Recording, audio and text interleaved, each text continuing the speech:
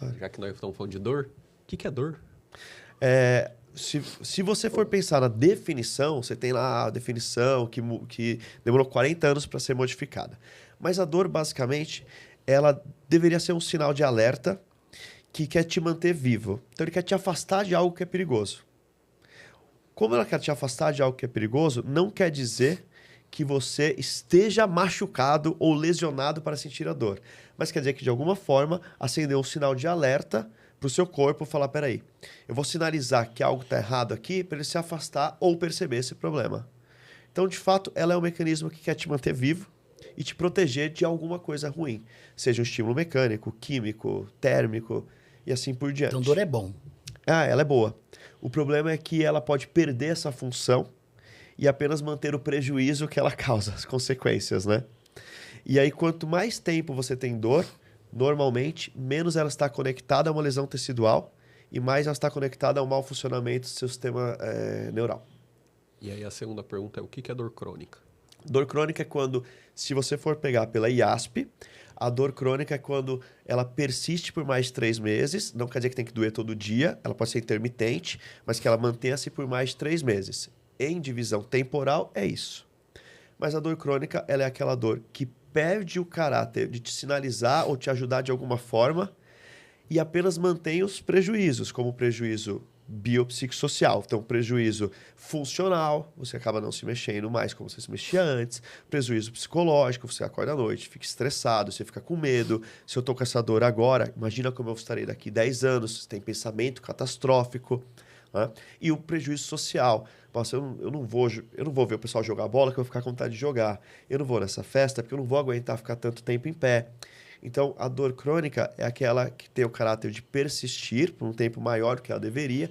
Então, todo o processo já se resolveu, mas a dor continuou ali por algum momento e ela te traz esses prejuízos e não te sinaliza mais que está alguma coisa errada, porque ela não está.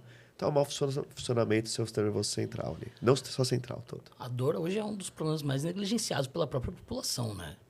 Como a dor não tinha ela não teve um CID específico por muito tempo, ela é subnotificada.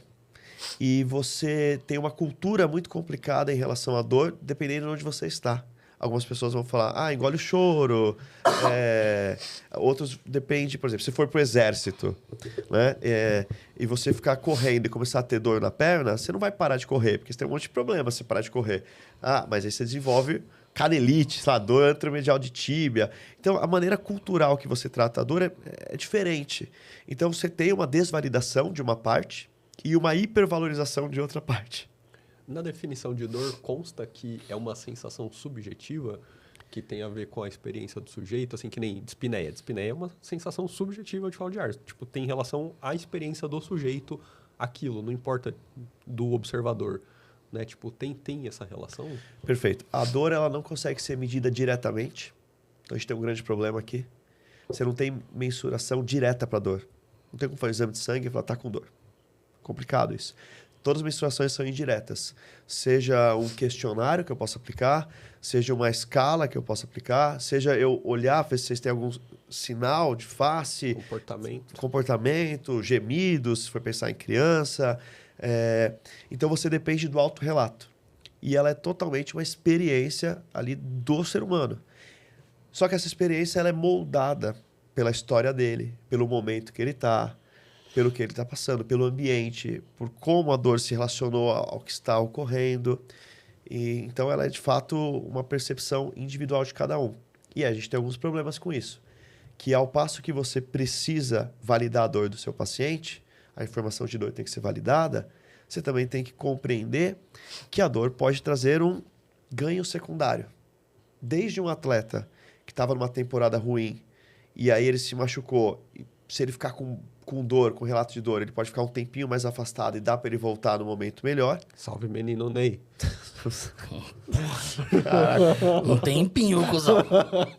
Até você voltou ter... no momento Inclusive, melhor, pô. domingo é um evento anual, né? É lógico. Do dia de trabalho do Neymar. Depois só o ano que vem, É velho. um de 364. É cometa. Até você ter... Os caras são... Até você ter... Até você ter os pacientes que têm medo de ter alta, cara. Porque, por exemplo, o paciente está lá com a gente na dor crônica.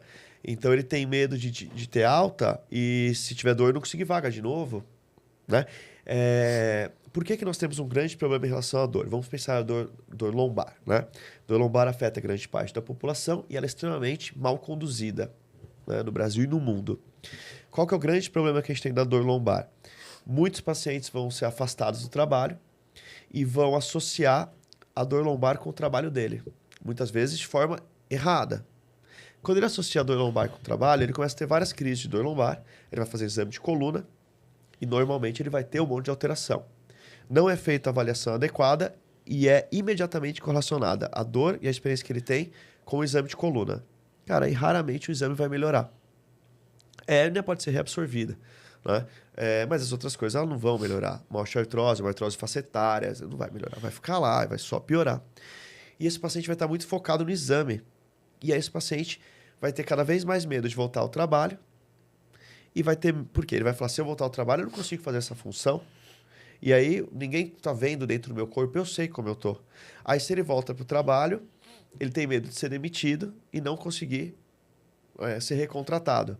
Então, ele fica num limbo muito complicado. Então, a gente tem uma série de pacientes, a gente vê isso muito na Santa Casa, que o médico do trabalho manda ir para o INSS, o INSS manda voltar a trabalhar.